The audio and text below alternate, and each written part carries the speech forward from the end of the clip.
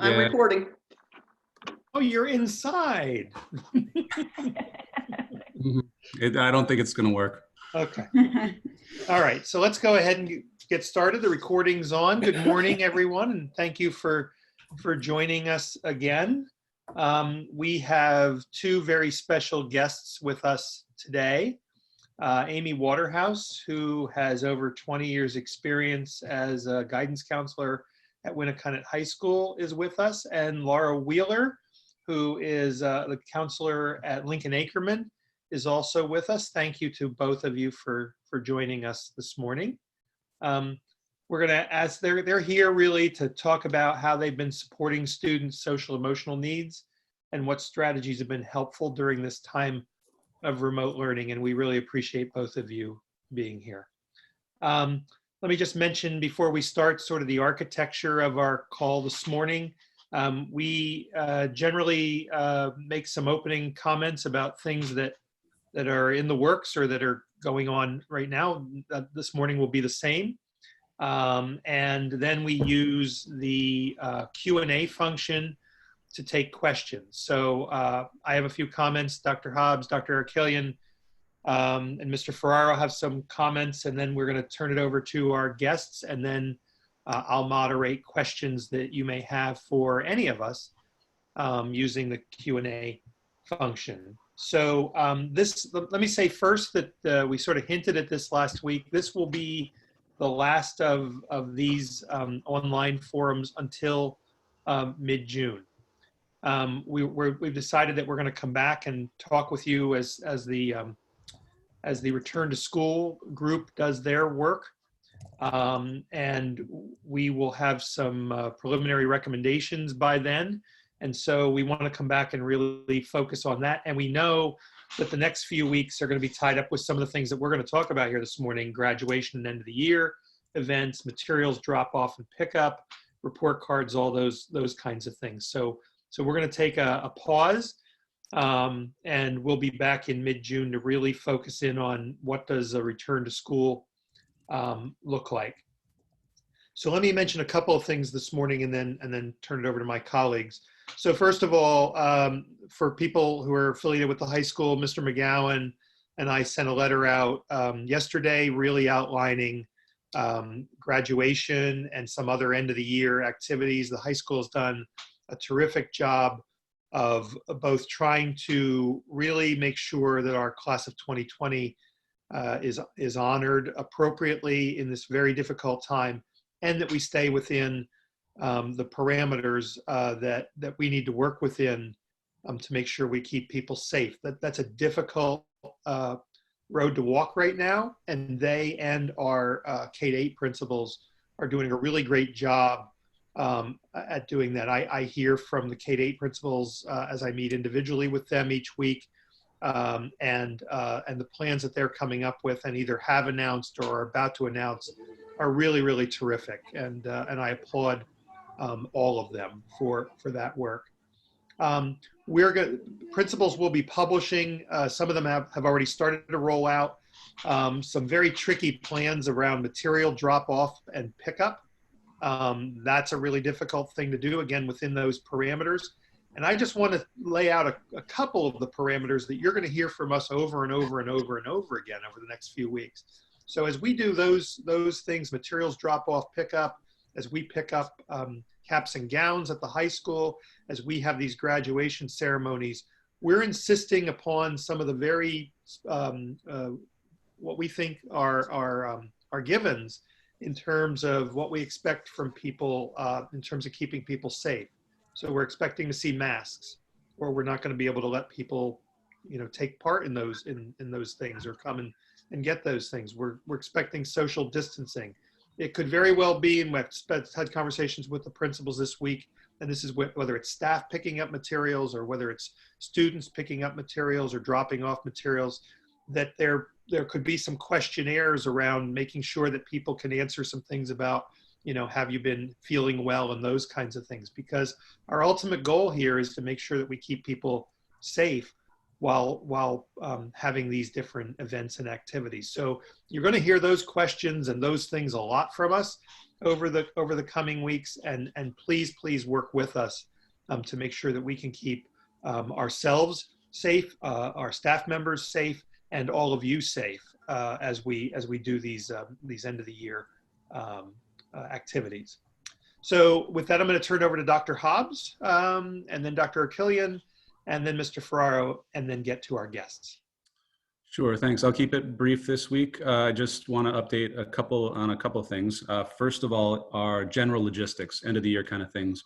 We are working actively with the DOE right now to make sure that we're reporting attendance rates correctly, and make sure that we're filling out all those kind of reports to ensure adequacy funding and all the things that we need to worry about at the end of the school year. The second kind of logistical thing that we're looking at right now is, of course, grading and reporting. We have mocked up end of the trimester report cards for elementary, middle, and the high school is going to look basically the same. But we're working with teachers to set expectations around grading and reporting. And I think all the principals have sent out parent letters. But just to give you a sense of what to expect as parents, at the elementary level, we're basically looking at a narrative report for your student. You're going to find out what the course goals and what the course topics were. You're also hopefully going to get a little personalized note about your student's progress. For the middle grades, if your school is currently reporting competencies, you are going to see competency reporting.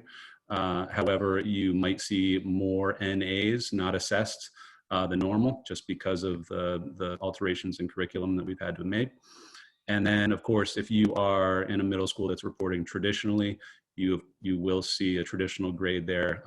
It's modulated based on a remote learning rubric, but that's what you can expect. At the high school, you can expect a report card that looks very similar to the one you've seen in the past. More theoretically, in general, I'll just briefly touch on our work on Return to School Task Force. I've been chairing the Return to Instruction Task Force, or working group. And we've broken our task out into 4 different components, and I'll just briefly touch on the 4. One is assessing learning progress. What do we have to do to ensure that we assess our students and make sure we address any gaps in learning that have occurred throughout this spring remote learning, summer, and as we come back in the fall, how can we understand kind of what they need, right? The second one is augmenting instruction. How can we change our instruction in order to meet kids where they are when they come back? And third is structural supports, and that deals with the big question of what does it look like when they come back? Do we have a hybrid kind of a situation where we have remote and face-to-face? And if so, what best practices have we learned around that? And then fourth, of course, is professional development. How do we make sure our teachers are up to speed with the best practices associated with remote learning? And you know, how can they learn as a result? How can we do a postmortem as a result of our remote learning initiative? So that's kind of where we are, both logistically and philosophically. Looking forward to the work ahead, but it's a complicated system and it's a complicated project. Thank you. Thank you, David. Dr. Achillian? Thank you. Just briefly, I'm proud to chair the Crisis Response Working Group. That is one of the groups that contribute to the task force. And we have broken out our charge according to 4 areas. So crisis response as it pertains to emergency protocols and communication with parents, mental health and wellness for staff, mental health and wellness for students, and also health guidelines. So we have a fantastic team that'll be working on that over the next few weeks. In special education, planning for special education summer programming, ESY, is well underway in all of our SAU 21 districts. It's anticipated that the New Hampshire DOE will continue to recommend restrictions and safety protocols throughout the summer months that will not make on-site summer programming feasible. So we are planning for the summer based on currently known and anticipated health and safety recommendations. So the summer programming will be a remote learning fashion. This applies to ESY and Title I. And families can be in touch with case managers and directors about what that will look like this summer. The other special education update that we just learned on Thursday is that the DOE is opening up Nessus Connect, the parent portal to the special education online information system. So we've been holding meetings and pursuing consent for IEPs and other documents via email. However, now the DOE has formalized a way for us to pursue consent digitally in the system. So this system will send an email notification to parents when there's a proposed IEP for your child needing a signature. In addition, towards the end of the year, for those families who have students with IEPs, you will receive a notification to view your last quarter progress report by June 9th in this system. So more information on that to come in the upcoming weeks. Thank you. Great. Thank you. Mr. Farrar? Good morning. So I'll be chairing I am chairing the operations working group. And just briefly, we're focused on facilities, operations,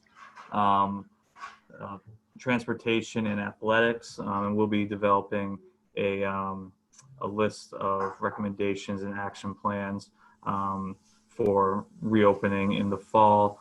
That will look at questions such as, social distancing, PPE, disinfecting, how we serve food to our students, how we transport our students, and any implications in regard to athletics. So I do want to provide a pretty exciting update in regard to our food service program. As you know, we feel it's incredibly important that we provide nutritious meals to our students and battle food insecurity across the SAU. As such, we have been serving free meals to all of our families throughout this crisis. We have pickups at Winnicott and Seabrook, and we also offer delivery.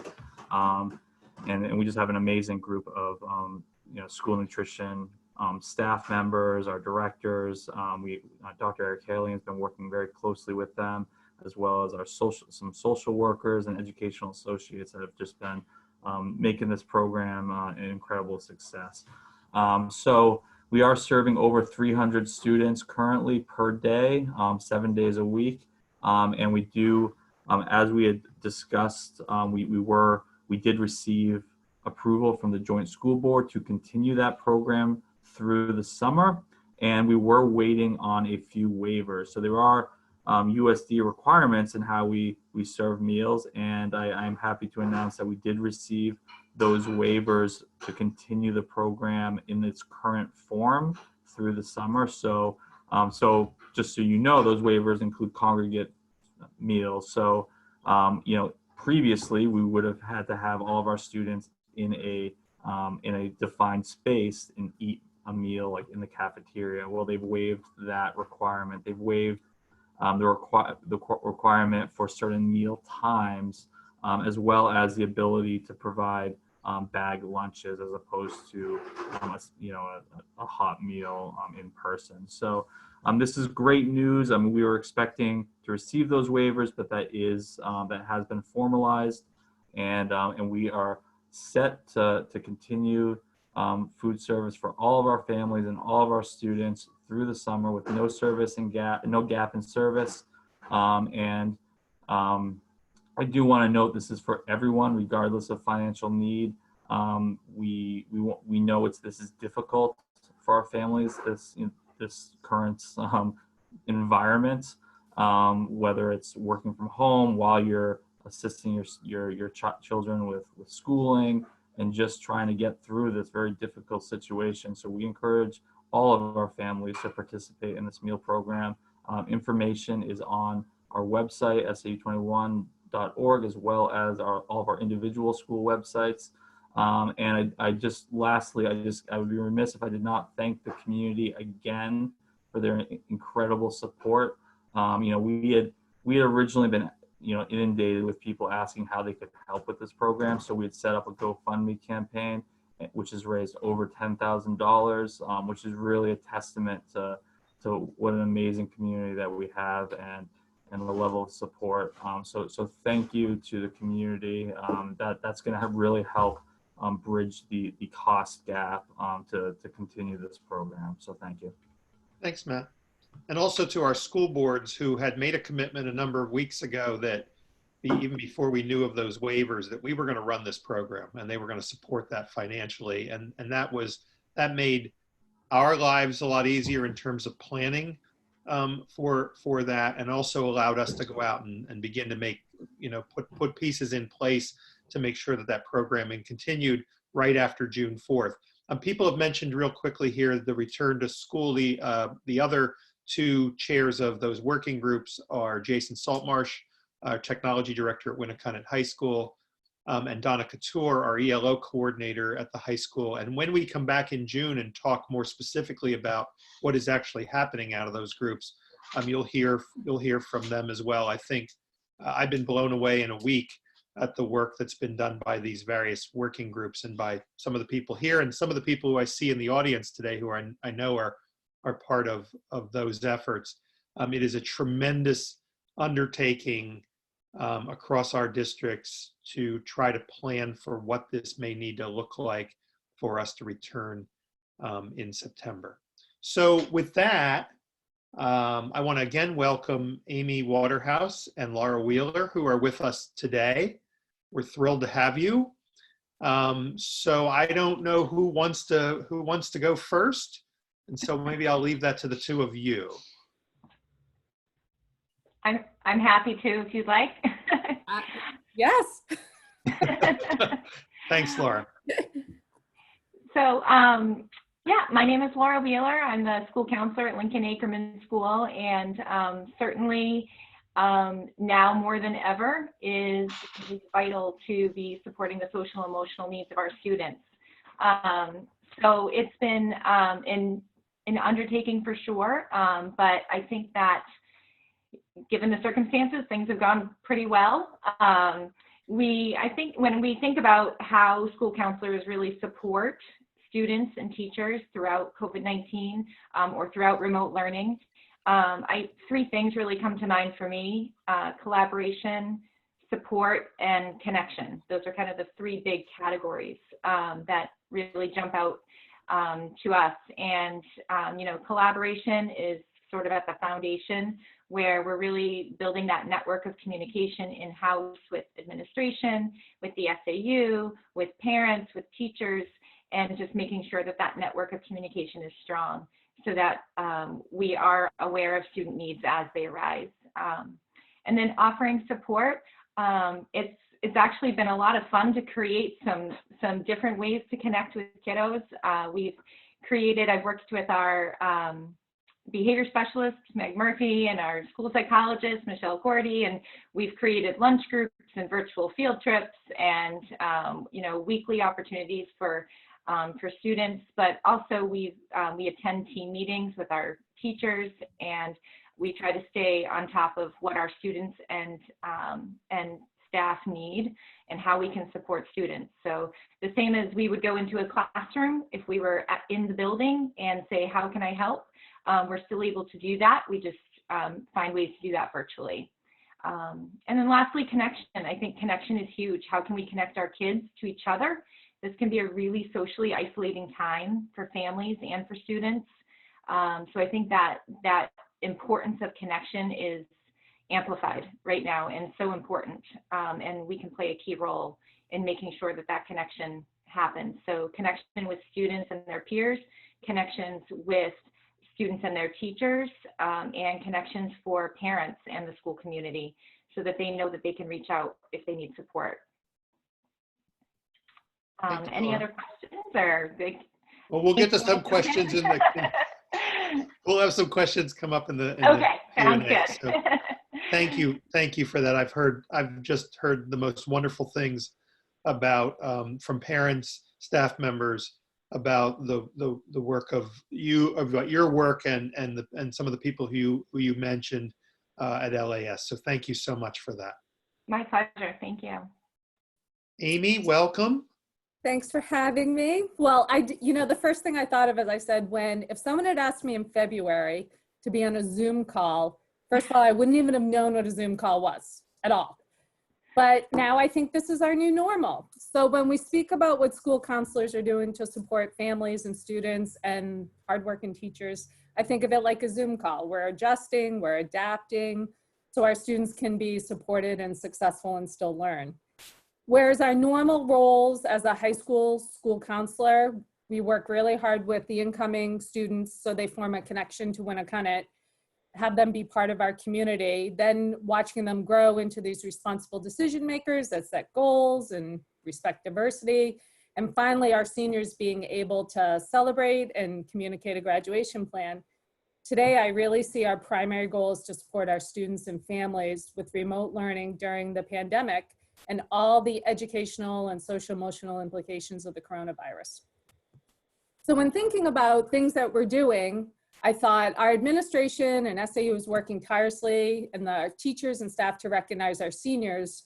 We are continuing to try and work with our underclassmen. So some of the things we've been doing, and of course this is an exhaustive list, is thanks to our amazing IT department, I now know how to do Google Video, Google Chat, Google Talk, Google phone calls, things I never knew before, as well as email and regular phone calls. You know, the guidance department is part of the task force. And for our upperclassmen and seniors that are particularly concerned and vulnerable, we have a website page just dedicated to them with all sorts of college and career information. It has updates on the coronavirus, scholarship information, financial aid, standardized testing, career assessments. It's got articles, and it changes daily. I did check, our college counselor is doing virtual meets with juniors to do college searches and meeting with seniors to talk about what's going on with them since everything is unknown. And there's also so much other information about care and comfort and support on our website. So some of the other things we do, as I imagine all the school counselors are, is we're making referrals to community mental health organizations. We're working closely with our administration and special education staff.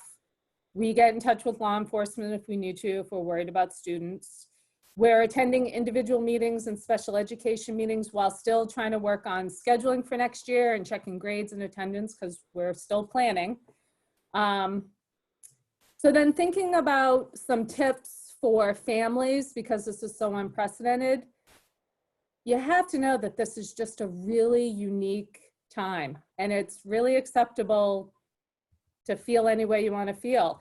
And if you're adjusting to remote learning and social distancing is okay for you, well, that's great. Keep on doing what you're doing. But if you're not, first of all, cut yourself some slack. You know, the district has continued to emphasize extended grace periods, and that's important for you to extend grace to yourselves. Many things that I think is the one biggest thing I've noticed when I'm talking to my students is the disruption of their sleep schedule. Since it's already a challenge for teenagers to get adequate sleep, that's probably the hardest thing. They're just not as busy with work or school or activities or athletics. And now we're seeing them, they have more time and they're on TikTok and Hulu and Netflix and all sorts of other social media things. So if you can, and the hardest thing is to try and set up some kind of schedule for them, a sleep schedule. Have them do something in the morning to start their day. Connect with someone, have breakfast, get outside. You know, if you can get fresh air and exercise, I think that's really important, even if it's just walking your dog. So lastly, if you can be kind to yourself and reach out for support, even if you've never felt like you've needed it before. It's always better to err on the side of caution since we have never experienced this before. I would always check things out. While at times it seems overwhelming, I did see this quote yesterday and I thought I would end with it. So the struggle you're in today is developing the strength you need for tomorrow. So on that note, the one thing I did want to talk about is I want to thank my guidance department for helping me. And I really can say for all of us that we really, really miss seeing our students, for all of our Winnacunnet staff. I know we do. I talk to teachers all the time who are struggling as well with not being able to see you guys. So can I say one more thing and then I'll Please. stop? Absolutely. Okay. So Fresh Start has been really important to me. I love it. I worked for it for 10 years and I think I've been running it. This might be my 10th year. I'm not quite sure. we think it's so important and so fun, and we love that we have so many upperclassmen that are interested in helping out the transition with freshmen. And while we understand the importance of it, we have no idea what's going to go on with it. But we are working closely with the administration to try and come up with a plan, because we really, really want the incoming freshmen to become familiar and comfortable with the high school in some way. So we are working about it. And I imagine once graduation is over, we'll be thinking about it even more. Yes. Yeah. Okay. Great. Thank you. And Amy, I just want to say the same. I've heard just such tremendous feedback from families about the work of all of you at the high school in supporting families, and not just seniors. As you said, we're focused on them right now, but really great work. And I see some of your colleagues in the attendees, and Really? I just want to thank all of you for that. It's been tremendous. And by the way, that goes for our other schools as well. And I see people from throughout our schools, from the counselors, and thank you for your amazing work. So we can take questions now. I see one to start, so I'll go there. But if you have questions about anything that our two guests have talked about, or anything that we've talked about, or quite frankly, anything else related to this, to the last, what is it now, slightly more than 2 months, and our future plans, please just ask away. So there's a question here about whether we've read the article, How to Look at the Impact of COVID-19 on College and Universities in the U.S. Don't know that I've read that one in particular, but I've read a number of these as poor Donna Couture continues to have me ship them off to her for her working group. Basically, what is the future for a B middle class student and college admissions this fall? Amy, I don't want to put you on the spot, but I know you're all thinking about this and talking about that, those issues, and I can get into some of the bigger picture issues, but what have you heard, and how do you think about the future of colleges in coming out of this this pandemic and the economic time that we're in? Well, I think really it's just, and I've spoken with Melinda Schaffner about this, and she'd probably be a better one to answer it, but as someone who's the parent of a student who's supposed to be a junior in college in Boston, Massachusetts, and a parent of a student who's a graduate student up in northern New Hampshire at Plymouth, I think they really don't quite know what's going to go on. So and I'm just going to speak about my son's school, because that's the one I just read a letter from him and I shared it with my department.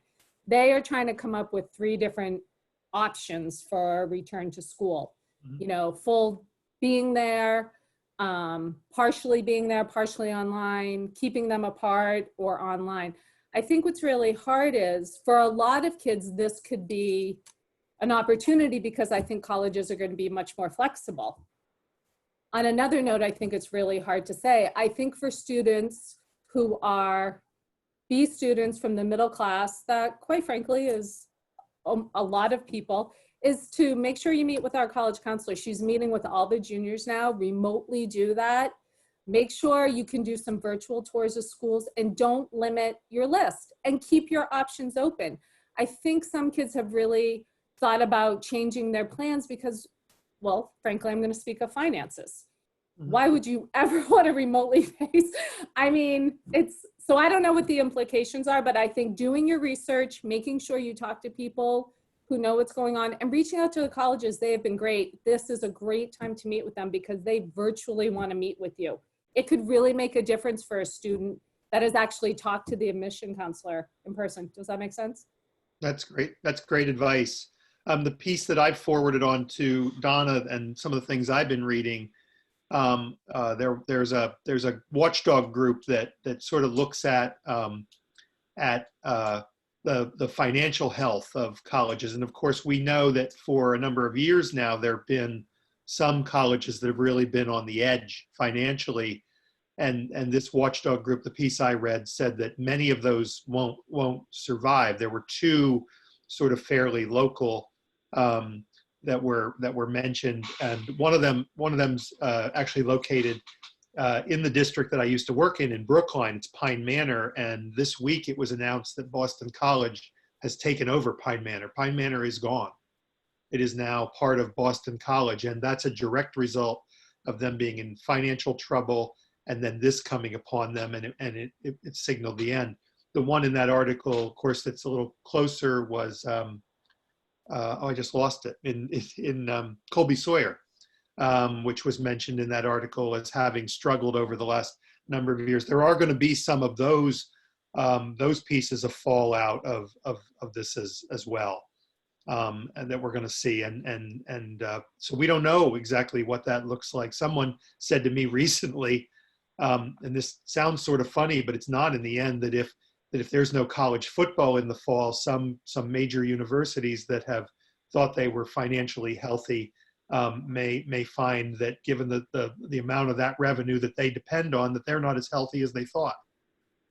And so all of those things, a lot of those things have yet to be written. But I think Amy's advice about sort of expanding your thinking and checking in with the college counselor and taking those virtual tours is really outstanding advice. And there's also, I think Melinda has sent out an email to students that may be in that financial situation where they're worried. And I know you're probably getting so many emails now because that's such a way we're communicating between Google Classroom. But if you can, or reach out to her and she can, I'm sure, send it to you again. But there's a lot of help, I think, and information out there. You just have to know where to look for it. And sometimes that's the hardest part, is to find out where the information is. So rely on us. We'll try and figure it out. That's great. Thank you. Oh, there's a nice note here about the graduation plans. Yes, again, Mr. McGowan and I sent that letter out yesterday, and it's listen, it's not what we want to do, but the goal from the beginning was within the parameters that we can work within. How do we make sure that we do as much as we possibly can and honor kids? And I really appreciate. I've seen some really great feedback since yesterday about that plan. And so thank you very much for that. Yes, there's a comment here. The Keene State has an email out to parents telling them they're committed to being open in the fall with students on campus. Yeah, this is a good word, yikes. A bit too, yikes is a good word. A bit too soon to call, but that's their plan. I've seen some of those letters. I also know some people at some of those places that have put out those letters saying that internally there's a lot of yes buts in those letters right now. That is certainly the face that they want to put on this to parents, and I know they're planning as if that's their go-to option, but they're also planning for other options as well. I feel my high school junior, senior in the fall has given up. No sports, no prom, no end of year, no social life. Can't even imagine college, and that is very difficult to hear. I'm sorry. Anybody want to make a comment on that particular? I can make a comment there. Please. So I'm a parent of a junior, and I totally understand your feelings there, and how we're 2 months in and everything is settled in. Things are more concrete as far as what's happening and what's not happening through the end of this school year. I think that what's helpful, looking at teenagers' mental health, is a lot of what Amy Waterhouse was saying, as far as, what can we implement in what we have? Can we have a routine? Can we be creative about helping our teenagers connect socially? Because social is like everything to teenagers. Thank goodness they're the experts in technology right now, and they can connect with peers in so many ways. Also, I think it is helpful. It's helpful to think about what you can do now and think about future goals, because this will not be forever. This will end someday. So it can be helpful to think about what's important to your teenagers going forward. So for my daughter, she does want to go to college. So we're looking at it like we wouldn't have access to all the search tools for colleges virtually unless we were in this situation. We were in the search process. And so over Christmas break and February break, we went to some colleges. Now we're not going anywhere. But, you know, I would say almost 100% of colleges and universities are putting up virtual tours on their websites. Whereas before, because we looked at a lot of them online, before it was maybe a fraction of that had some kind of online option to look at the schools. Now there's so much online. So as you know, if it's feeling like time to give up, I think, you know, just making baby steps toward things that, you know, are hopeful for the future, being kind to yourself, and trying to implement small pieces in your week that is self-care for you and self-care for your student. If your son or daughter needs to sleep in and you know, on a certain day, maybe that's the day they should sleep in. If this is the day that they need to do their academics at 4 o'clock instead of 10 a.m., that's what they should do. So I think it is about being flexible, but also providing opportunities. So when there is hope, when there is optimism, we can look at the opportunities and think to the future. So I know how hard it is professionally and personally, but I do think that there's hope looking ahead. If I could jump in as well, I completely agree with what Caroline has just said. And speaking both personally and professionally, I have a senior in high school who's facing a lot of missed milestones as well. And, you know, she said something to me the other day that resonated with me. And we were starting to see the same thing, where she was really just kind of losing a lot of hope in all of these, you know, what you envision senior year to be, all of that's gone in an instant. But she said to me the other day, she said, "Mom, you know, these milestones are still going to happen. They're just not happening the way I envisioned them. But in some ways, some of what we're going to experience will never be experienced by anybody else." So I think just that mindset shift, that was really important. And I didn't provoke that mindset shift, so I was really happy to hear it. I was sort of, you know, in that sympathetic mom mode. But I think that's really important, and just focusing on the future as much as we can. Like Caroline said, self-care is so important right now for our students and for parents and for families. You know, being able to say, we're struggling and we need to take care of this need right now is absolutely okay. And I think, you know, the flexibility, just even in my younger students, my K-8 population, the flexibility with teachers has been outstanding, and staff and administration. And we know that this is difficult. We understand that this is difficult. And we are all here to support the families and students in our schools. Thank Can I you. say one thing? Just, Please. I'll say it quickly. So, and I think this is really hard for anyone who works in schools, is sometimes, and I find I do this as a parent, sometimes when your kids talk to you, you really just want to go in and fix it. You want to come up with a plan. You want to offer them something to do. And what I've learned, and it's been really hard for me, one, to sit there and just listen, just let them talk about it. And I think because this is such a kind of scary, troubling, and if you looked around our town, you wouldn't really know that there was this pandemic going on in the world. So it's kind of this strange dichotomy. So I had a student that video chatted with me the other day, and really, I just listened to him, and I really didn't have a solution. He knew all the things he needed to do: set a schedule, eat, get some fresh air, get off of his, you know, computer. But at the end, he said, "Okay, yeah, I think I can go do my, you know, senior English now, because I just listened." And I will say, like, do you want some advice, or do you want me to offer some things that I think would work? And sometimes I think they just want to be able to get it out, so it's out there, and then they can, I mean, our kids are really, really smart, and they are really handling this, I think, really well for the most part, most days. And some days they have bad days, but just because, and I always say this to kids, just because you have a bad day doesn't mean you have a bad life. It means you're having a bad day. And so. It's great advice. Thank you. I'm going to write that down. I don't need to solve all the problems. I let the kids pick quotes and put them in my office. I love them. I have them all over. People smarter than me think of good things. Sounded there for a moment like my wife talked to you about that before you said that. Okay. Okay. Where do we sign up to participate in the senior parade through towns? So Mr. McGowan said in that letter that we'll have some additional information out in the next 2 weeks.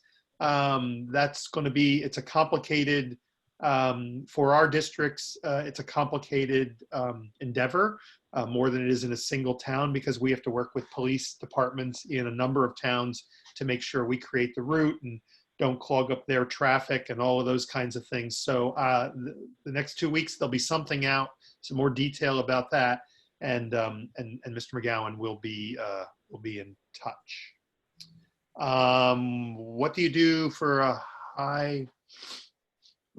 high-risk student on a waiting list for surgery in Boston when school opens?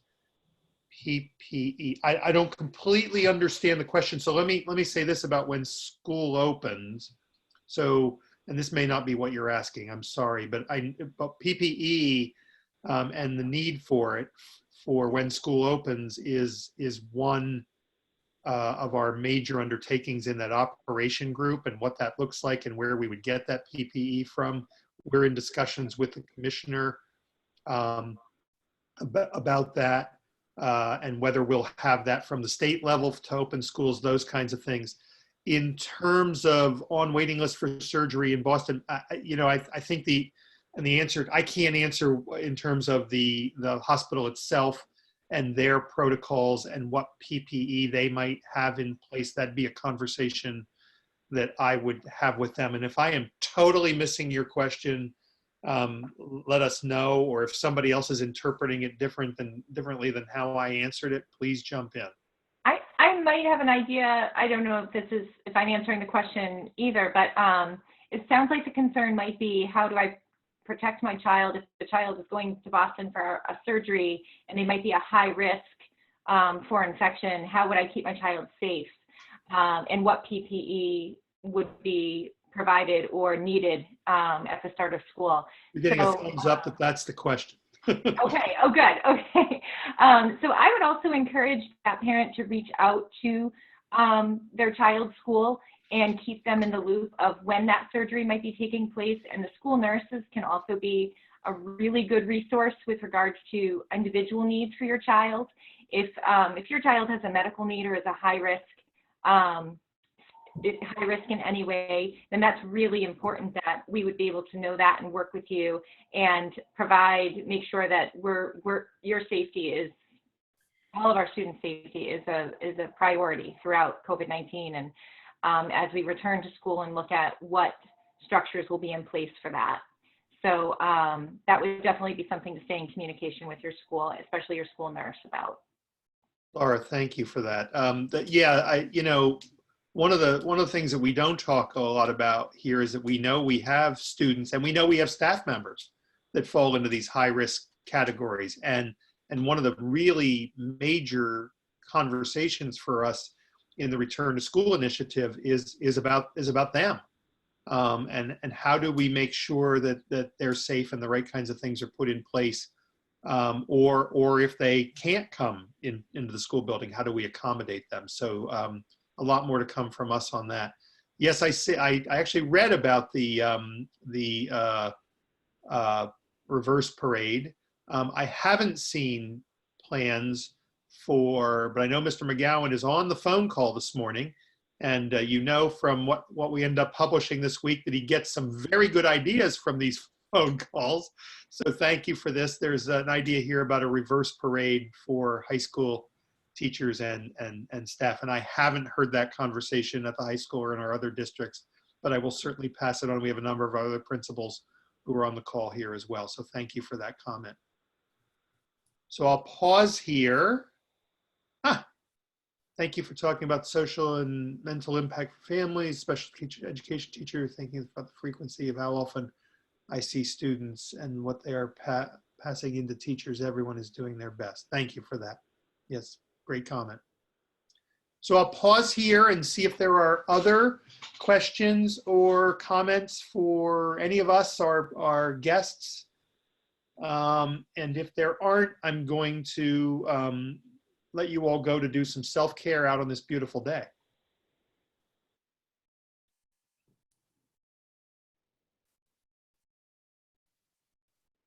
Okay. One more. Okay.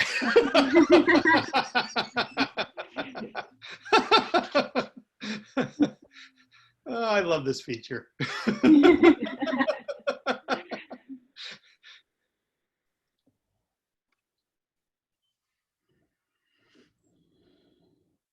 So this is not the last meeting.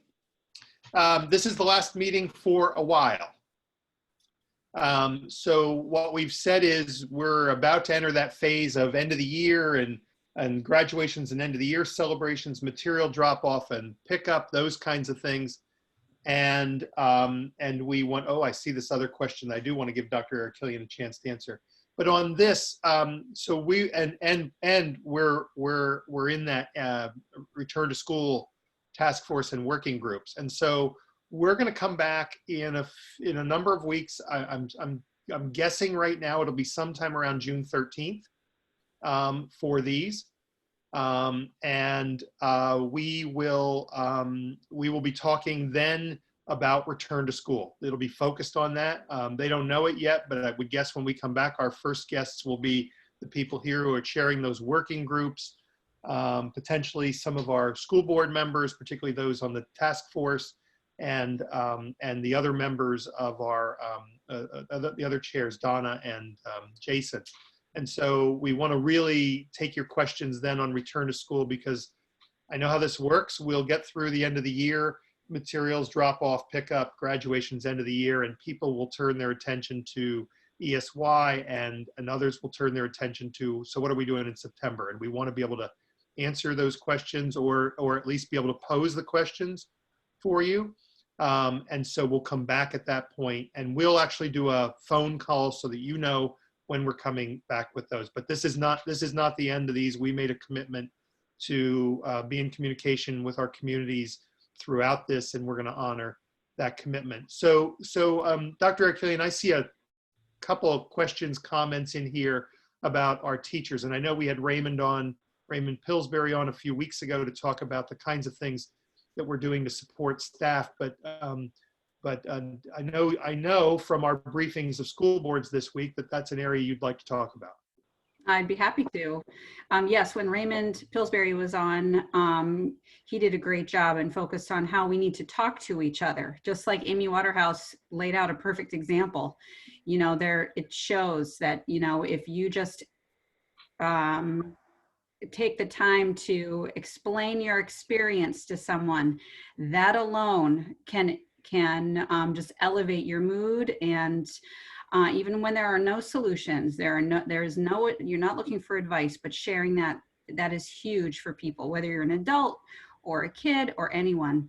But as it pertains to teachers, thank you so much for being concerned for our teachers, bringing up all that teachers are doing. It's true that teachers are also heroes in this situation. They had to turn their entire methodology of how they deliver instruction completely upside down in a matter of days, and they did it successfully because their incredible dedication to kids. So in that, administrators have been, you know, trying to work hard to support teachers and strike a balance as far as working for the kids, but also practice self-care. However, teachers are not going to stop. Teachers can be hard on themselves. So we were concerned for teachers. So we put out an all SAU wellness survey a couple weeks ago. And although teachers were reporting that they were doing okay, They also said that, you know, they've still got a lot of screen time. They're still working really hard, prepping every week, many, many hours, sometimes into the night, preparing for kids. And they're not going to stop doing that no matter what we say. But they did ask for some non-work opportunities to socialize, to get together, for self-care. So we put together, well, really, I put out a request to all staff saying, hey, let's get some things on the calendar. And I'm telling you, it was the easiest thing for me to coordinate, a fun pet project. People just stepped up and said, I want to host different things. So teachers, counselors, all educators are attending these sessions. We have a whole wellness, self-care series, event calendar going on for our educators. And it's everything from couch to 5K, it's yoga, it's mindfulness, it's cooking, game nights, and there's someone from every district who has stepped up to host these. And they've been well attended, and I'm really happy just to put something out there to help people, even if it's just a reminder to think of themselves, because they're putting so much out there for others. Even if it's just serving as a reminder to practice self-care. We also put out a weekly Wellness Wednesday kind of digest of resources. I hope that is something that's helping teachers' stress level. I know that I logged on to a yoga session, and that was phenomenal. Amy, you were there. Okay. I'll be Good job, honest. Joe Hernan. It was great. Yeah, I could not keep up with that at all, but she was phenomenal. She's legit. Yeah. The other one that's good is I jumped on, Tanya Fegan's been doing a mediation, and that's hard for a lot of people to sit for a few minutes. That was really good too. Some of them have been really good. Raymond's talk was good. I'm sure the game night was great. Yeah, I got roped into the 5K, couch to 5K, so out of my comfort zone. Yeah. So it's just another, something to look forward to. So thank you for that comment about teacher wellness, because it's a priority and we're on it. Can I jump in on that real quick? Just the other angle that parents need to be aware of is the fact that this teacher wellness and our wellness is being baked into a lot of our return to school planning. I mean, we do have an entire group looking at sustainability and how we're dealing with this crisis emotionally, but also just in terms of my group, for example, the return to instruction. What do school structures look like? What do teaching schedules look like in a way that's going to ensure that we can do this long term, whatever this looks like long term, and in a way that does right by our kids and does right by our staff. Thank you, Can I say Dave. one last thing just to the Please. parents? I just was thinking about it because I think the parents are working really, really hard. I think it's a really interesting time, especially those that have big kids and little kids and are working or are not working or trying to work from home. Even if your child doesn't want to talk to us, if you feel like you do, give us a call. We're happy to provide support to you too, because this is really hard. And I think all of us know that, not to use a basketball metaphor, but you got to be a team. And I think that's what we all want to do. So we appreciate everything you're doing, because it's a whole new way to parent as well. Yes. Thank you. There's one last comment here, Mr. McGowan. I'll just pass this on about caps and gowns. Some districts are doing that as a drop-off, where we right now slated it as a pickup, but there's a suggestion here. It's not just a thought, not a question. It said, thank you so much for that. So we'll pause here one more minute to see if there's anything else you'd like to bring to us this morning. And again, as always, we thank you so much for joining us. These are great for us to get ideas and noodle around with some ideas as well.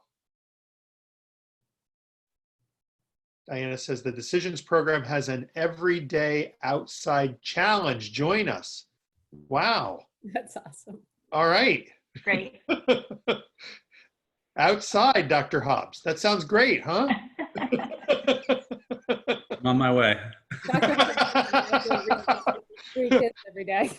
Thank you all for joining us. And I want to just say to Amy and Laura, thank you so much for being with us. I so appreciate you taking your time and so appreciate all the work that you and your colleagues are doing. Thank you.